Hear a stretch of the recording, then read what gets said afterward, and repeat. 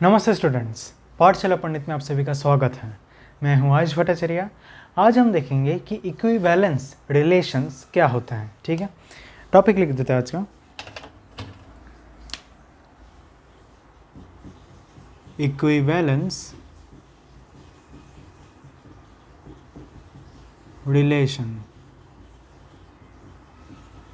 ठीक है, equivalence relation. तो देखो, इसका मतलब ये है कि अब तक हमने देखे कि रिफ्लेक्सिव क्या होता है, सिमेट्रिक क्या होता है, ट्रांजिटिव क्या होता है, बाकी सब भी देख लिए। Reflexive, anti transitive, anti symmetric, asymmetric, सब कुछ देख चुके हैं। ठीक है, सब प्रकार के रिलेशन हम देख चुके हैं।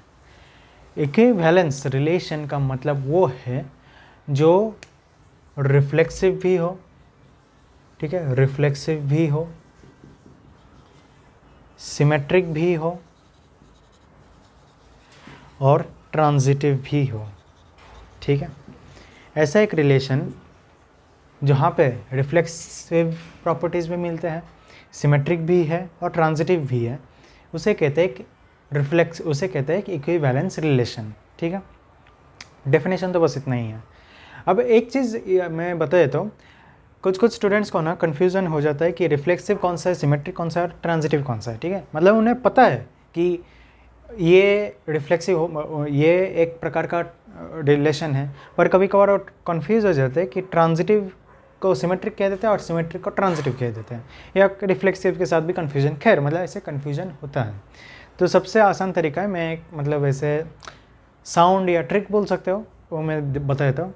रिफ्लेक्सिव अगर है तो वो ऐसे लिखेंगे, टिन टिन। ठीक है, टिन टिन। सिमेट्रिक है तो टिनटन, टेंटिन। ठीक है, सिमेट्रिक अगर रहा तो टिनटन, टेंटिन हो जाएगा। ट्रांजिटिव रहा तो टिनटन, टेंटुन, टिनटुन, ऐसे होगा। ठीक है, अगर आपको डायरेक्टली याद आ रहा है तो बहुत अच्छी बात है, पर कुछ लोगों को याद नहीं आता है जल्दी, तो ये याद रखें, टिनटिन, टिनटन, टेंटिन, टिनटन, टेंटुन, टिनटुन। ठीक है, ये चाहे तो बार बार दोहराते रहो अपने आप में, तो फिर अच्छे से याद हो जाएगा। ठीक है, तो याद रखना, रिफ्लेक्सिव, सिमेट्रिक और ट्रांजिटिव जब तीनों रिलेशंस हमें मिल जाते हैं तो वो एक इक्विवेलेंस रिलेशन बन जाता है। एक एग्जांपल देख लेते चाहता हूँ।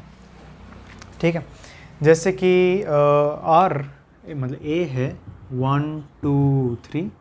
ठीक है, ए है 1 2 3 और आर है 1 1 2 2 3 3, 1 1 2 2 3 3, देन 3 1 1 3, 3 1 एंड 1 3।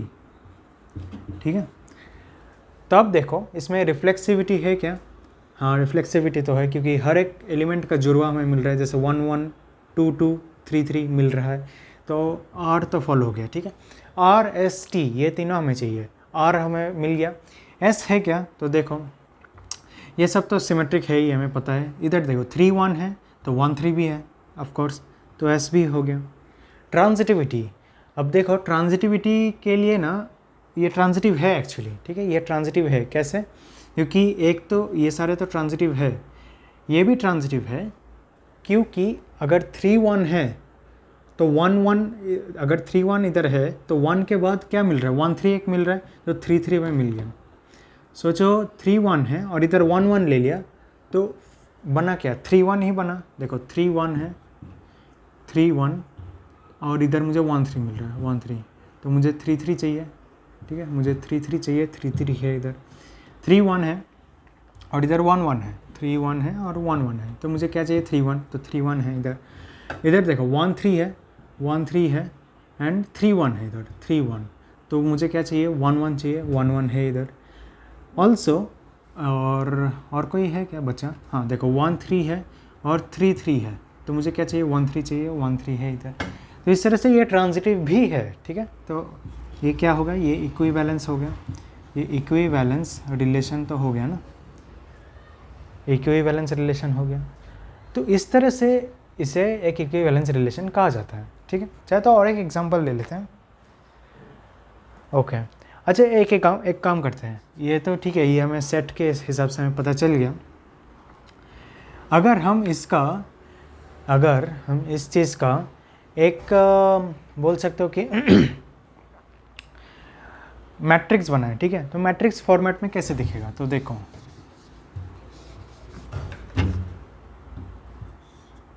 1 2 3 1 2 3 1 1 2 2 3 3 3 1 1 3, ठीक है, एक्चुअली 3 1 1 3, खैर 0 0 0 0। ओके, तो ये रिफ्लेक्सिव है, कैसे, डायगोनल में सब 1 है, ठीक है, रिफ्लेक्सिव का प्रॉपर्टी हुआ ना कि डायगोनल एलिमेंट सब 1 होना चाहिए।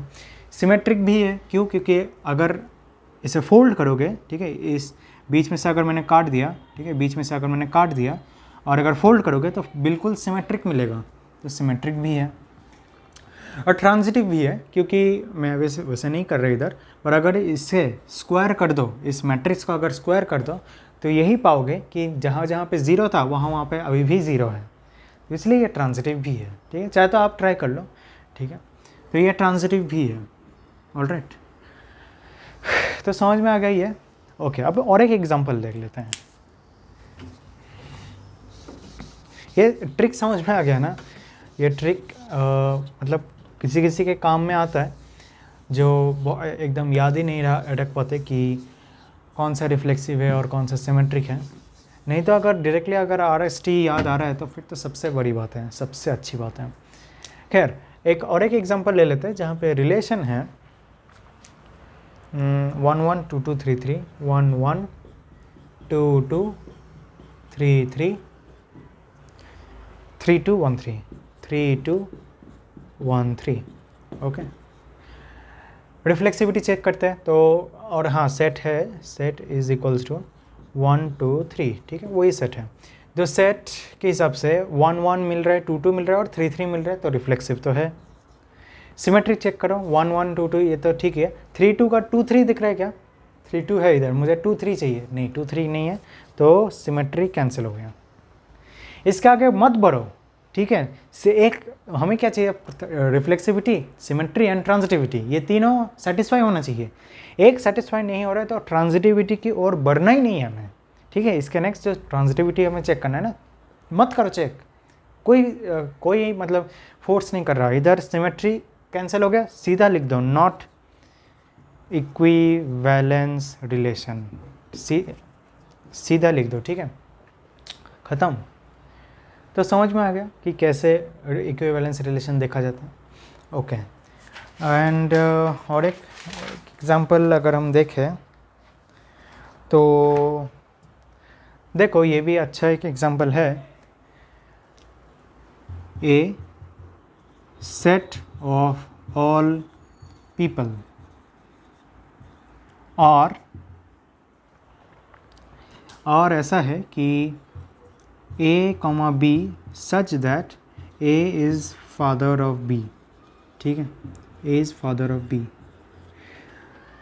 तो पहले तो रिफ्लेक्सिविटी चेक करते हैं इसका, ठीक है, मैं इसको इधर चेक करता हूँ, ठीक है, ये समझ में आ गया ना कि ये नॉट इक्विवेलेंस है, इसे इधर ही चेक कर लेते हैं। तो देखो रिफ्लेक्सिविटी चेक करो, रिफ्लेक्सिविटी का मतलब क्या है, ठीक है, कि A is father of A, ये तो गलत हो गया, ठीक है, बस छोड़ दो, ठीक है। जब ये पहला, हमेशा याद रखना, पहले रिफ्लेक्सिविटी चेक करो, फिर सिमेट्री, फिर ट्रांजिटिविटी। ओके, तो रिफ्लेक्सिविटी पे ही फेल हो गया, ख़त्म, ठीक है, क्योंकि ये रिफ्लेक्सिविटी चेक करना सबसे इजी होता है, फिर सिमेट्री, फिर ट्रांजिटिविटी, तो जो सबसे इजी है वही चेक करो। अगर यही गलत निकल रहा है तो बस रोक दो और लिख दो कि नॉट इक्विवेलेंस रिलेशन, ठीक है। अब एक और चीज़ हम देखेंगे कि चाहे मतलब अगर हम एक रिलेशन ले ले, ठीक है, कोई एक रिलेशन ले ले, या चलो कोई एक सेट ले लेते हैं, ठीक है, कोई अगर हम एक सेट ले ले तो कितने सारे इक्विवेलेंस रिलेशंस उसमें पॉसिबल है, ठीक है। जैसे कि मैंने एक सेट ले लिया A is equals to 1 2 3, A is equals to 1 2 3, ठीक है। तो अब हम इस पर कितने सारे इक्विवेलेंस रिलेशंस बना सकते हैं, ये हमें चेक करना है। जैसे कि एक इक्विवेलेंस रिलेशन हो गया R1 इज इक्वल्स टू 1 1, 2,2, 3,3, ठीक है। तो ये रिफ्लेक्सिव भी है, सिमेट्रिक भी है, ट्रांजिटिव भी है, ठीक है। चाहे तो अच्छे से देख लो, चेक कर लो, मिलेगा, तीनों का तीनों है। तो ये एक इक्विवेलेंस हो गया। और एक एग्जांपल ले लेते हैं R2, जहाँ पर हम हाँ यही तो था, चलो ये मैं लिख भी नहीं रहा, ठीक है। एक काम करो, ये एग्जांपल देखो, ये R1 है और इसे R2 मान लो। तो ये और एक एग्जांपल हो गया जहाँ पर ये तीनों के तीनों हैं, रिफ्लेक्सिव, सिमेट्रिक और ट्रांजिटिव भी है, तो वो भी इक्विवेलेंस। ऐसे कितने सारे इक्विवेलेंस रिलेशंस पॉसिबल है, वो हमें चेक करना है। तो चेक करने के लिए हम यूज़ करते हैं बेल ट्रायंगल का, ठीक है। बेल ट्रायंगल ही उसे कहा जाता है। तो bell triangle, okay, bell triangle वो कुछ इस तरह से बनता है।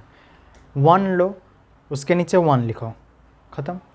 1 + 1 2, ओके, 2 को इधर लेके आओ, 2, 1 + 2 3, 2 + 3 5, ठीक है। 5 इधर है, 5 को इधर लेके आओ,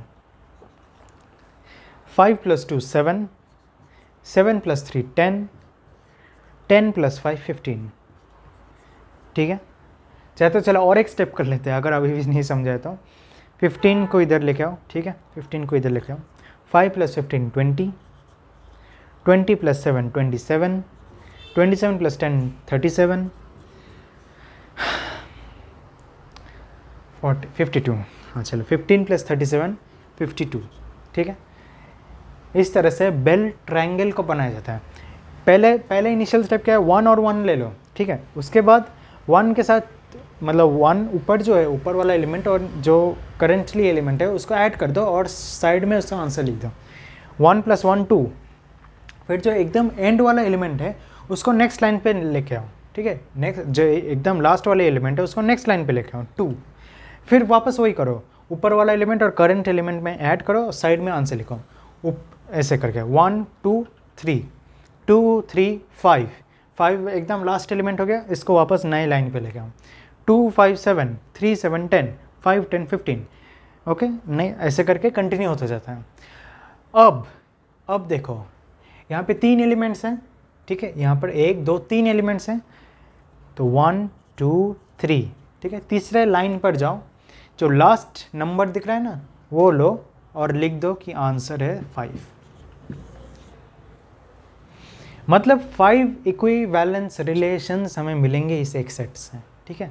कि जो भी जितने भी हम रिलेशंस लिखते हैं, ठीक है, जैसे इधर मैंने R1 लिख दिया तो इधर R2 लिख दिया, ऐसे और भी 3 रिलेशंस पॉसिबल है।